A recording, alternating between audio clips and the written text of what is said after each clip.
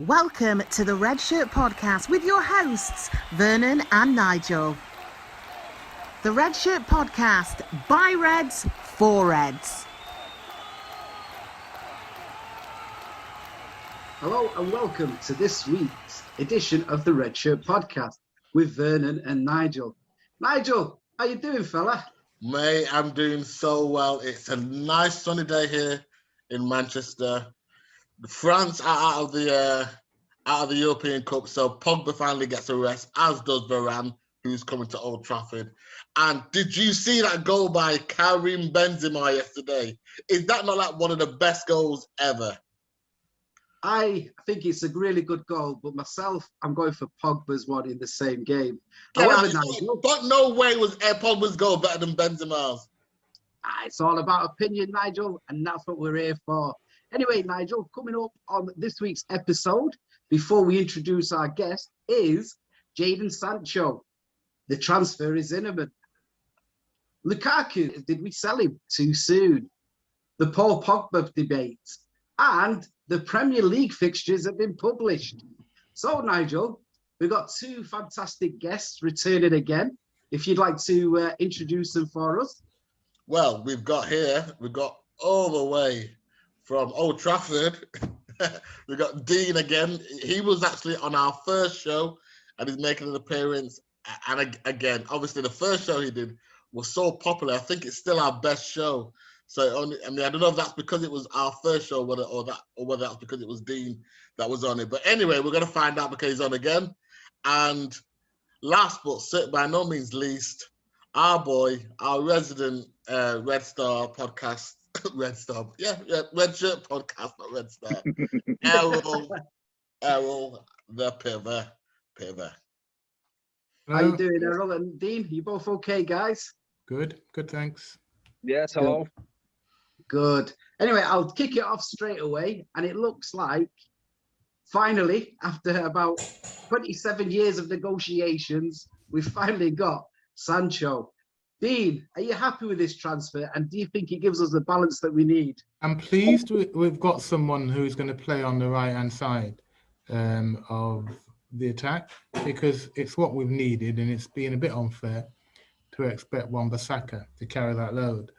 And hopefully he won't do what Greenwood tends to do, which is drift inside. He will go on the outside and it'll be a more interesting play. I'm pleased the deal is finally being done, because we've looked pretty poor, haven't we? We've looked pretty average. In fact, we've looked inept as a side pursuing the transfer target for nearly 3 years now and just not being able to get it done. If we don't get it done this year, it'll be a disappointment.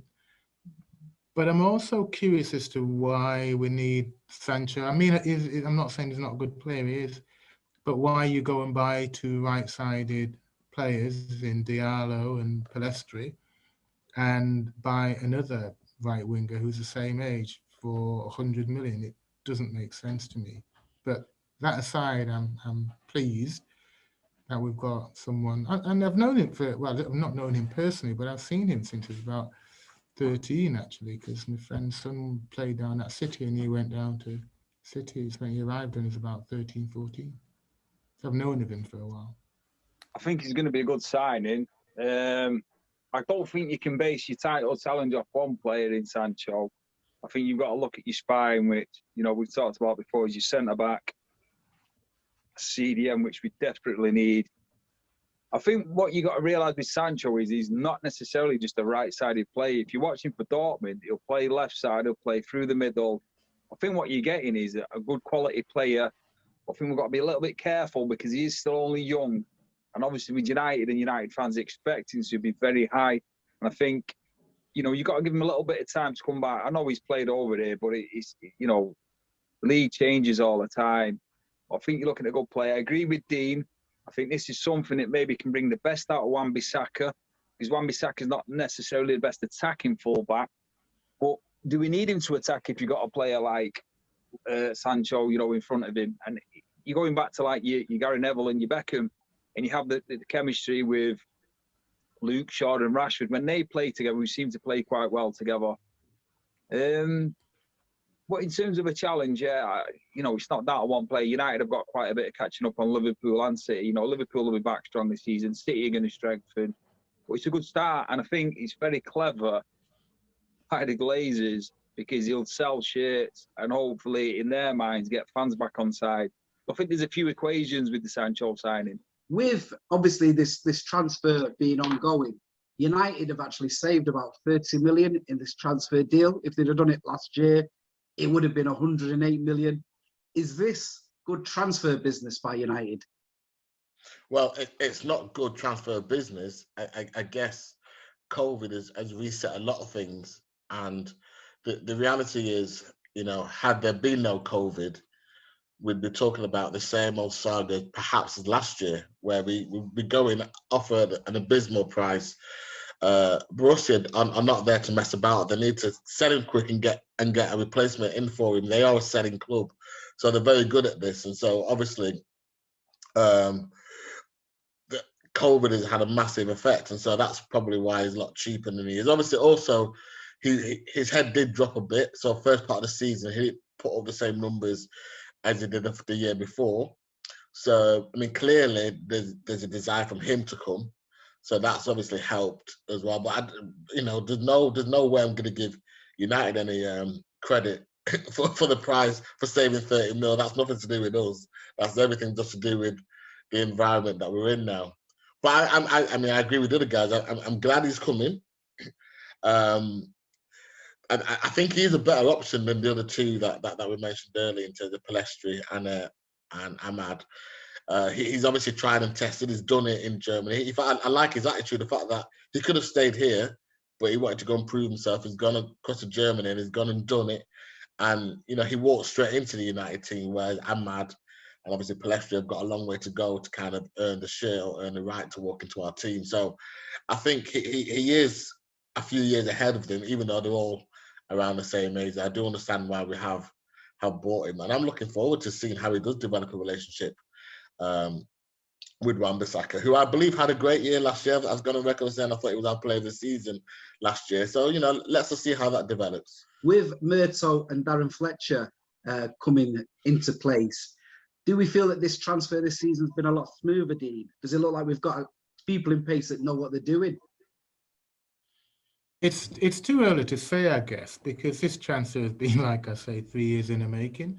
Hopefully, they've managed to expedite it. I don't know. But it's the other transfers, isn't it, where we haven't had 2 goes at the cherry that will decide whether or not they're making a difference. I expect them to. I expect our business to be done a lot quieter. But I don't know. I'm hopeful. No, I think you're getting mates rates again. You're employing. We continue to be seen to want to be employing employees that are already at the club. Murto was already at the club. Fletcher's just come in as coaching staff. He's now the director of football or something, whatever his class does. But no, I don't. And I think it's a difficult one with United, because I think with United, if you look at a lot of the transfers, a lot of the times the players we're buying, there's no 2-horse race. It's players that are only we're interested in. So we're getting a free run at it. So again, like Dean's saying there, it's very early to say how this setup's going to work. You hope. The problem you've always got is it doesn't matter who you install in there. It's the Glazers. Will they spend the money United need to spend to get themselves back fully challenging and hopefully winning trophies again? Can I just come back on and it's related to the point that Erroll made, and I think it is a good point about getting mates rates. I think there's a slightly different aspect you can look at this. One is that they know the club, Erroll, and I think you and I would both agree that that's really important for United, that they know the club. And I think if they allow them to progress the club as they see fit, the reason why we spent more money than everyone else except for City is because we changed our manager every few years, right? Every 2 years. So we've had to build a new team. They don't like that one, build a new team.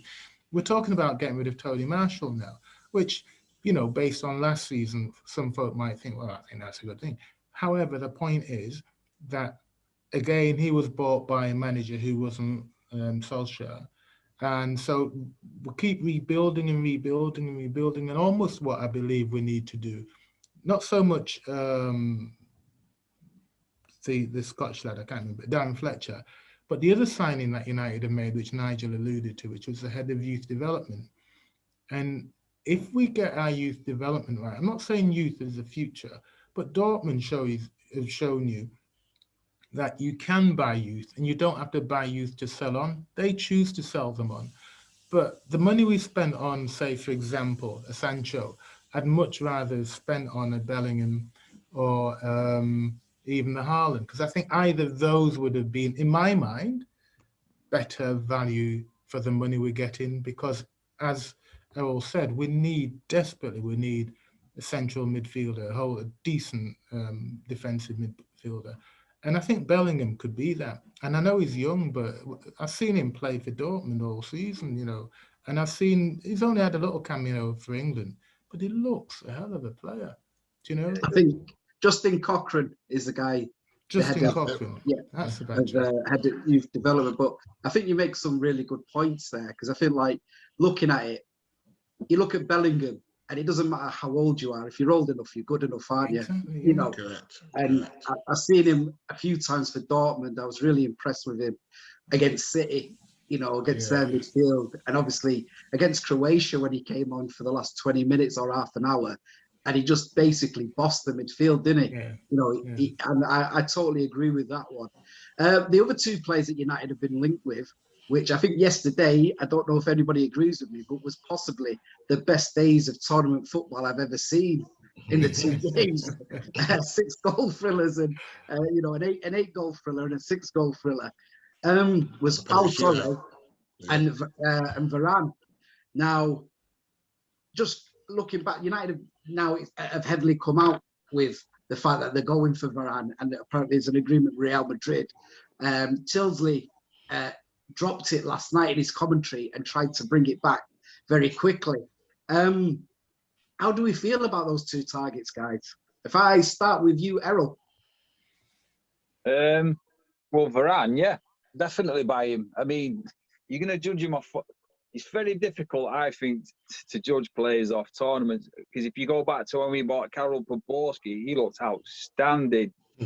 He was brilliant in the tournament, and he come to United, and to be fair, he was, you'd say, above average. He wasn't a United player. So it's hard to gauge. Now, if you want to gauge Varane, and you're saying he didn't look very good last night, they were two very good headers. And he got in between centre halves, which you shouldn't do. But it's a different game. International football's a different game. Varane is a winner. He's won league titles. He's won the Champions League. He's better than what we've got. And if you put him with a Harry Maguire, you're going to get the best of Harry Maguire again, and that's what United need. I find it difficult to look beyond Axel Tuanzebe when I'm looking for a centre half. Yeah, and some folk may disagree, some folk may agree. He's the closest footballer I've ever seen, and I know we're talking about Varane, but he's like the closest defender I've ever seen to Paul McGrath. And for me, Paul McGrath is one of the best centre halves that's ever played football, right? And Axel Tuanzebe's game is so close to McGrath's, so I don't quite get why he's always the one to. And it's not about his injuries; it's not at all, right? Because my man's Lindelof's been carrying an injury all season, hasn't he? And he's played him every time he's been available. Coming back to Varane, I remember Fergie said that he doesn't like to go after a player twice, and he learned that lesson after Shearer. Because he went for Shearer, didn't he, when he was at Southampton, and Shearer chose to go to Blackburn. Yeah. And then he went for Shearer again when he was on his way to Newcastle, and he chose to go to Newcastle. We went in for Varane before he ended up at Madrid. And to be fair, he said the reason why he went to Madrid was because he knew he would be behind Vidic and Ferdinand. And then we were also told him he'd be behind PK and Jones. Not Jones. Smalling. It was the lad who was at Leicester. Evans. Johnny Evans. Yeah. Both of whom are very good centre halves. You can't deny that. But I've never ever really watched Varane's game a great deal because at Madrid, it's easy to play alongside Sergio Ramos. You know, he commands that defense, and I suspect anyone can play with him. I think you've noticed that when he's been injured and he's been out a lot, Madrid have struggled. And in terms of the French team, since he's been promoted to leader of the French team, he's done well. He's done very well. But France are not like, I know they hadn't conceded a goal for quite a while, but France aren't naturally a team that doesn't concede goals. And to play the way United need to play, he's going to need to cope with the liability that is Maguire. And I think that's on an unfair burden to saddle anyone with, because I just don't think that Maguire is up to being a centre-half for United now or ever. You wouldn't ever say he's in our top 10 defenders we've ever had, would you? Top 10 centre-halves No. we've ever Yeah, had. but then I would say that his career's not over yet, and so. Okay, yeah. so can you see him being in the top 10 centre-halves we've ever had? Well, I tell you what, I think now it's put up or shut up time in it, and I think United have now called Maguire's bluff. We've got an ace defender next to him now. So if we're still conceding goals, there's nowhere for Maguire to hide. So of course Lindelof's being the 4 guy, Bailly's being the 4 guy, and Tuanzebe's being the 4 guy. Now we're buying a quality defender next to him. There's nowhere to hide for Maguire to hide. So if either Maguire's got 2 options, he's got to improve and command that defense, or he's going to get exposed as the fraud that you and others think that he is. So now we're going to find out, aren't we? And I think there's probably still time for Maguire to grow as a footballer, and that's kind of what I'm hoping will happen here, obviously for the benefit of United. But if it doesn't, then I'm more than happy to see a future where it's Tuanzebe and Varane, because I agree with you. I think Tuanzebe is great, and I think just a quick note, guys, just so that everybody knows that Tuanzebe is actually captain the club at every level. Yeah. So every level through the club, That Ray Wilkins, isn't it? Yeah. Which shows you. Yeah, Ray Wilkins. Yeah, Chelsea. Which shows you, how much they actually really did rate him. I think the problem with Tuanzebe is that Solskjaer doesn't rate him, and that's his problem. Talking about the Euros, there's been a lot of debate with a lot of rival fans that United had signed Lukaku too soon, and he's had a brilliant run. Yeah, some of them, correct, some of them. No, I think you said signed. You meant sold him too soon. Sold him too soon, yeah. Sorry, thanks very much, Dean. Yeah, we sold Lukaku too soon. Lukaku, who's a really good striker. Nigel, what do you think about this debate? No, we didn't sell him too. We didn't sell him too soon. There's absolutely no way we couldn't sell him soon enough. And you know what? The thing is, when a player doesn't suit United, they just don't suit United. And it's like when they go, it's like we wish you well. Go away and be brilliant. And Lukaku is one of those players that if he was still at United now, it would just be torture for him and for us. And the same problems are there. He still can't trap a ball. Like we say, tournament football, it slows down a bit. So players like him look good. It's like playing in Italy. You look good because everything's slowed down. But make no mistake, he'd have no chance back in British football. It's just go and do what you do, Lukaku, and stay where you are. Erroll, Lukaku got actually 42 goals in 2 seasons, Erroll. He got 27 in his first and 15 in his second. Do you think we sold him too soon? His goal ratio was very good. You can't doubt that. You can't doubt it. But he didn't fit the system we played, and you can see the system he plays best is when he does play with Belgium, because they feed the ball through or over the top for him, and he's fast, he's aggressive, he's a unit. We didn't suit United because we try to play him as an old-fashioned number 9, and he can't hold the ball up well. He doesn't. I know there's signs when he looks like he does, but the way we wanted to play and move the ball quickly, it just didn't suit him at all. And, there's this sort of myth that he was a bad player. He's not a bad player. He's a very good player, but he didn't. It's true what Nigel says. He didn't suit United's system of football, and some players, they go to any team in any league, and they might not suit the type of league it is. They might not suit the team that they've gone to. I mean, I like Lukaku, and I must admit I was pretty gutted when he went because I thought, he's for a long time he was a striker that we needed, but he's touch at times, and this is like going to the fan rivalry. I was reading something recently, and the City fans were saying it was all to do with the United fans. Lukaku wanted to go. He wanted to go. I saw his first game and for United. And I remember Rashford put the ball through, and I was in the stretch at the time, and I thought, nah, he's not going to get there, and he got there and scored, right? And I think Erroll's right in that. There's two aspects to this, really. One is he's right in that he didn't quite suit the kind of game United played. But I think that had he gone to City, yeah, and do you remember Sergio? He didn't suit Pep when he first turned up, did he? But he stayed on and he became what? City legend. I mean, he was a legend before, wasn't he? Because Aguero, but yeah.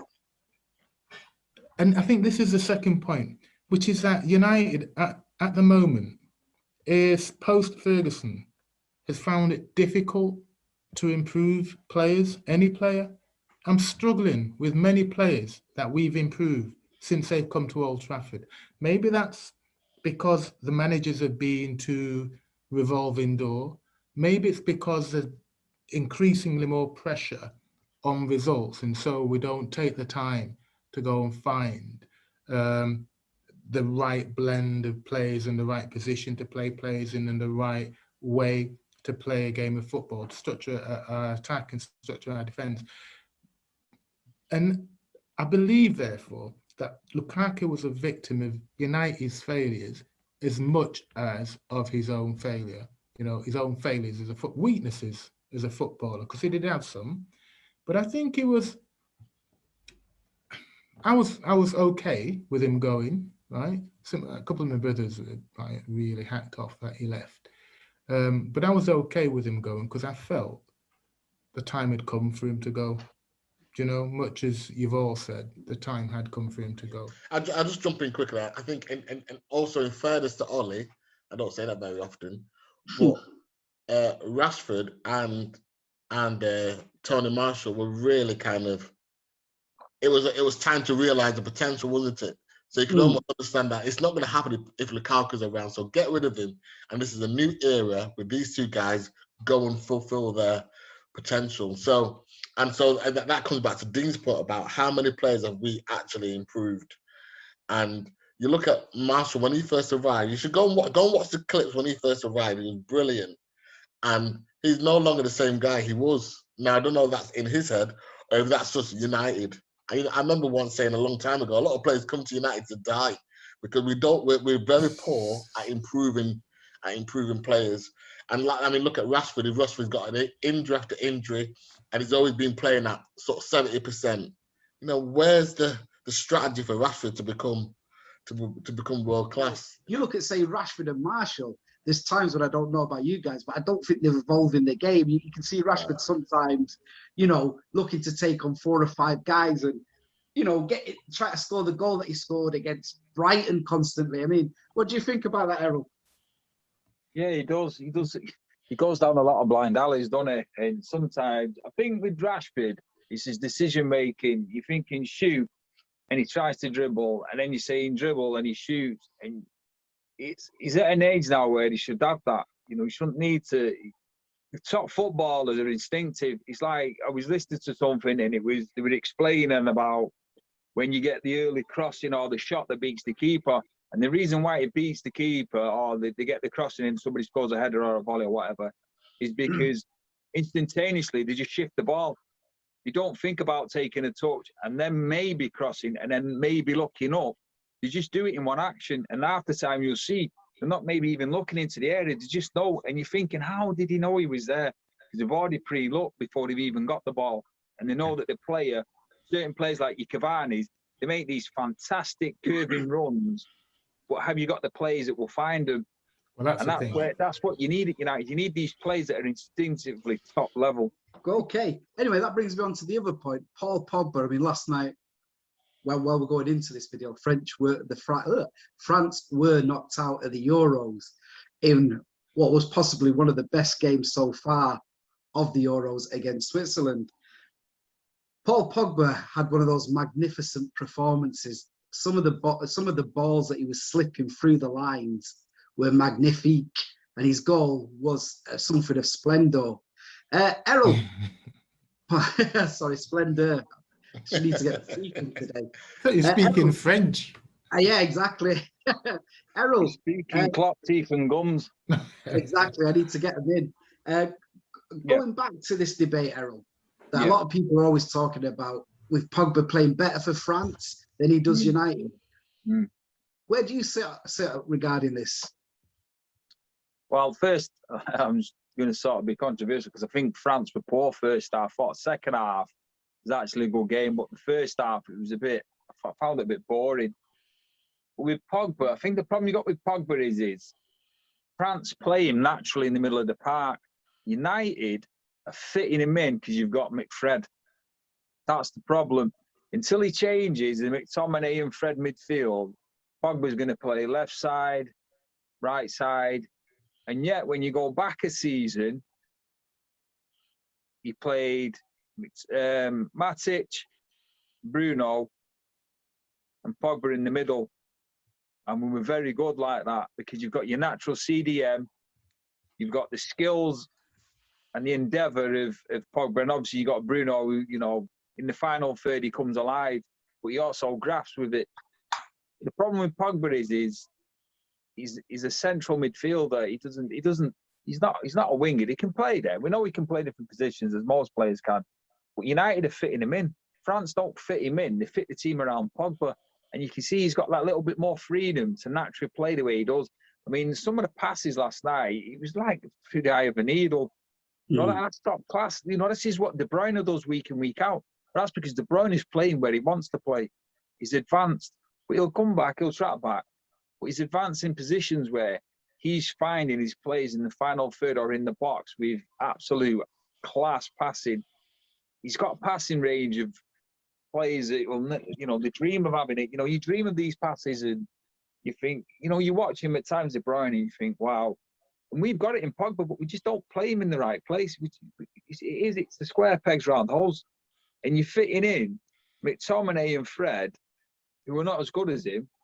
They're not bad players, but they're not as good as him. And if you get this CDM and you put Pogba in there, you'll see a different midfield with United. But are United going to do that? We'll only do that because his trust is in McFred all the time. I've always been a Pogba man.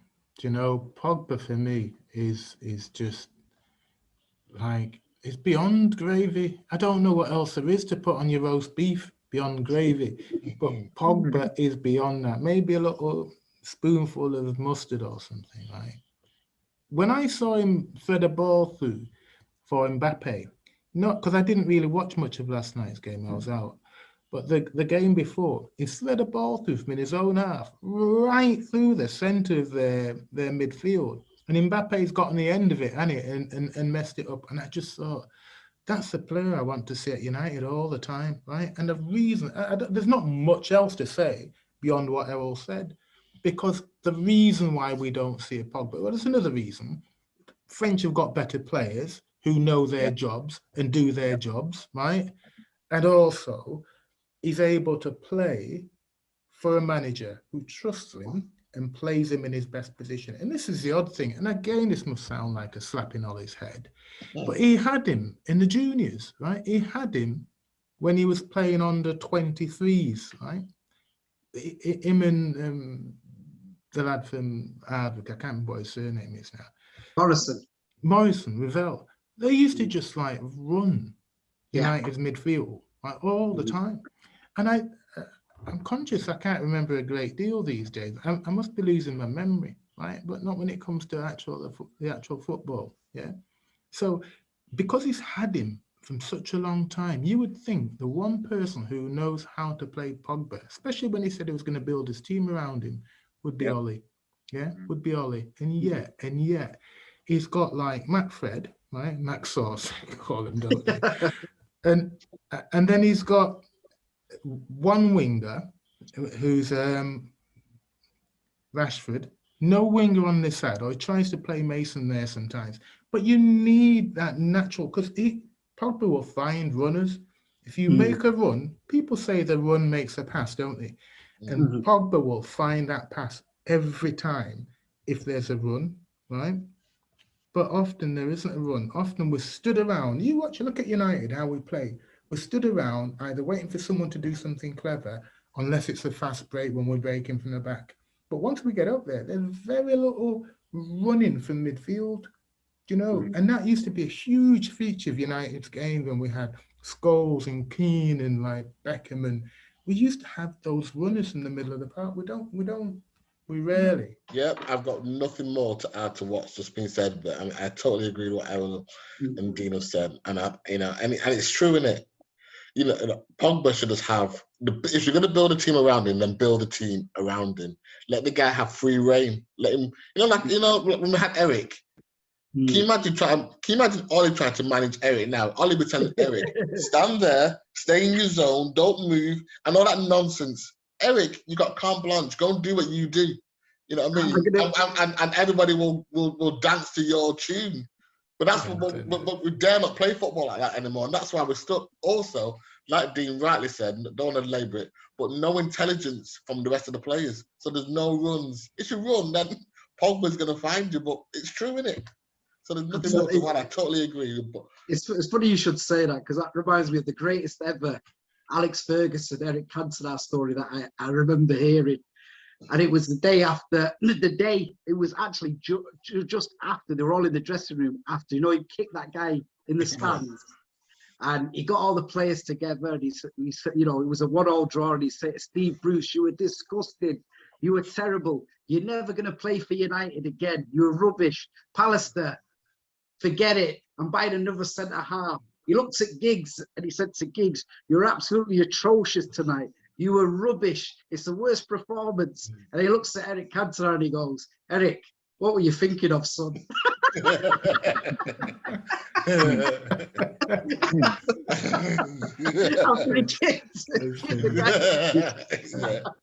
were you thinking of, son?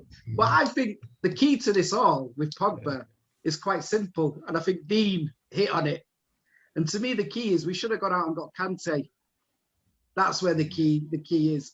You look at Kante, he gives that team the whole balance for the other players to do what they want.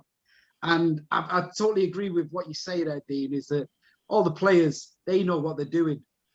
All the players, they're comfortable in the positions. You look at Griezmann, you look at Benzema, everybody is totally comfortable with what they should be doing.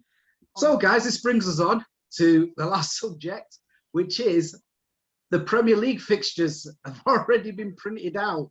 And lo and behold, on the first day of the season, we play Leeds at home. Nigel, how do you feel about Leeds at home? No, that's absolutely fine. I mean, bring it on. I think when you look at the whole fixture, obviously you'll run through it in a minute. It could have been like kind of written perfectly, better forward. The fixtures are brilliant. By the time we get to the first major game or the first proper game, we should be out of sight. If we play on paper, we should win our first sort of 9 games. You might want to read them out so we know what they are. Okay, so if we look at August, United start off with Leeds. Then we're away for the next 2 games, which is Southampton and Wolverhampton. And then it gets a bit tricky in November. Now, November's games is we have the first derby, November the 6th. And then the 27th and the 30th, we play Chelsea away on the 27th and Arsenal at home on the 30th. So, guys, the derby, November the 6th, we're at home. Which fixture does everybody look out for straight away? If I start with you, Dean. It's not the derby, it's the Scousers, isn't it? Yeah, you know what I'm saying? And unfortunately, this season it's also Leeds. See, I'm old school. I remember going to them horrible places like Ellen Road and them coming here and people having to nail up the windows, man, board them up because the lads had just like started chucking stones and all sorts at you. You know what I'm saying to you? Yeah. I've been like, I've been, I suppose the roots are still in that where you just hate Leeds. And I'm sorry to say hate because hate's a strong word, but like Leeds is a good one. If that can't get your blood running, nothing will. And then it's the Scousers, isn't it? See, for me, City is still like a rich club who've got a bit of money, and really, soon their money will run out, and their patience will run out, and they'll go and find some horses or something else to put the money in. I find I'm not here to slag City off. So the games I look for, Liverpool and Leeds now, and in terms of what I expect, though, from the start of the season, which was the original question, I expect us to be more focused this year than we were last year. I hope he's learned a lesson about the need for a proper pre-season if he can get one, but also the need to use his squad and not just rely on the tried and trusted, because they're going to get tired towards the end of the season and their legs are going to run out. But also, I think he just needs to be clear about what his message is to his players in terms of what he wants to do and how he wants them to achieve it. And I think if he can do that, and if he can get himself another coach, I'm not convinced by the quality of McKenna and by Carrick. I'm not. I'm just not. So I think if he can get himself another coach, then maybe. Do you think he will? A coach? Do you think everything that you just recommended there, do you think he will do any of that? Do you think he's learning his lessons? I think he's probably looking for a coach. I do. And I think he's probably thinking about how he can be, how he can maximize what he's got without compromising the quality of the team. Because if he comes back with like Matt Fred, then there'll be lots of people just going, whatever. Interesting point. I mean, I'm just looking at the fixtures again there, Errol. 23rd of October, we play Liverpool at home. Then the 30th of October, sorry guys, it's Tottenham away. So up until October and November are like really tough months. Which fixture do you really look forward to, Errol? Me, it's always Liverpool. Liverpool, then I'll look at the derby. Leeds, I'm not really that bothered about because we should be beating them anyway. They're a good side, and I don't think you can take them lightly. I think Bielsa's done a really good job there. He's got a good team. They're an entertaining team to watch if you're a neutral. I mean, some of the games I've watched with Leeds, very, very good because they tend to just go and try and play the football that they're taught to play. Like Dean said, Bielsa coaches his teams well. And I think the other side of Bielsa is what he shows a lot of passion. And if you ever listen to what Ollie said, he said, I'm not one of them guys. Well, I'm sorry, mate. You shouldn't be in a big-time job then. Exactly. You need passion. You look at Pep. I remember watching one of the games with Sterling losing the ball, and he absolutely berated Sterling. Sterling's a top pro. But you shouldn't be short of getting a selling off if you've done something wrong. Ollie sits there looking at his iPad playing Candy Crush or something. Get in your box. Get down there. And Fergie would go berserk. He would go berserk at players. And then that player knew that if I didn't sort myself out of my game out, when I get in that dressing room, I'm getting it. It's wait till your father gets home syndrome. Yeah. And Ollie needs to show that. It's all right saying I'm not like that. You're a top level, or you're trying to be classed as a top level manager. All top managers will get in that little zone where they're allowed, and they will say to them, listen, lads, you're not playing well today. Get yourselves together. But obviously, not so politely as we put it. Yeah. And with the coaching, I think the problem with the coaching is they're all learning on the job. Yeah. Why have we not gone out and got a top-level certified defensive coach, a midfield coach, an attacking coach? All right. And again, what you're doing is mates rates. You're getting Carrick to coach midfielders that just haven't got the talent that Carrick had. You're not going to get it out of them. It's unfortunate because they're good, honest lads. But if you don't have that talent, you can't give talent to somebody who hasn't got it. You can make them a better player. Can you make McTominay Michael Carrick? No. Because you can't pass like Michael Carrick. It's just not going to happen. So again, you need the top level players to start with. They've got that original talent or gifts. And then you need the coaching levels. And you look at Fergie. Fergie, all right, he brought in Archie Knox, he had McLaren, he had Brian Kidd, who were all very good. But he also brought in foreign coaches, Mullenstein, Kyrgios. Yeah. These were all coaches that won with United. The coaches that we've got, we just about got past semi-finals. We got to a final and we blew that against the team. It was a poor Spanish. There was Spanish Southampton. Let's be honest. Yeah. No, they weren't that good. They weren't bad, but they weren't that good. We should have beat them. If City had got them, they would have murdered them. They'd have took them apart. And we couldn't break them down because we struggled. So, in terms of coaching, where is our coaching level at? You look for the big game, the game against Liverpool, the game against Leeds. But actually, I suppose this year, just based on what everyone's just said, I really am now interested in those first 5 or 6 games. I think that will definitely tell us if we've learned anything, learned the lessons, and exactly, in terms of where we are in terms of our mentality to win the league. And so I'm really interested now because we're going to play against some low block teams. It'll be the same problems that we've always faced. Have we learned the lessons? Can we break them down? It's no point just getting a great footballer because you think he's the answer, but there's no actual strategy, no kind of insight into what's going wrong and how we can improve as an entire team. So this year, those first 5 games are going to be very interesting. I think what the history in the last 10 years of the Premier League has shown anybody is that you have to have a good start. Gone are the days where you could, like where Fergie would say, you've got to stay in touch at Christmas and then, you up your levels. Now you've almost got to get, 30 points from 33, haven't you? Yeah. It's that sort of start, isn't it? Yeah. Gone are the days, aren't they, where you could have a slow start but then catch up, Okay, guys, so that wraps up this week's Red Shirt podcast. So thanks very much, Erroll and Dean. Your contributions were fantastic as ever. Yeah, nice to be on again. Good man. And Nigel, thank you very much.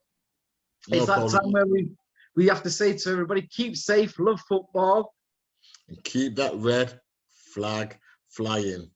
Twanzebe is our future. Bye, guys. Bye. The Red Shirt Podcast, by Reds, for Reds. Don't forget to like, follow and subscribe to the Red Shirt Podcast.